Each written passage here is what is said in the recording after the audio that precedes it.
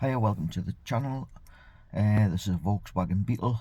It's the one with the single trip switch in the middle. That's what type of dashboard it is, a 60 plate 2009. How to set the oil. And what you do is you press this button in, turn the ignition on till that comes up, and then what you do is you leave go and then press it again until the spanner disappears, but it takes a while.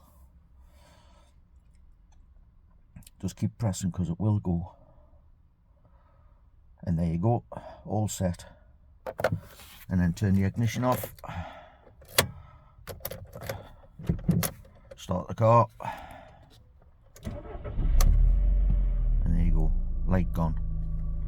Thanks very much. Can you put a thumbs up and subscribe to my channel? Thank you. Bye.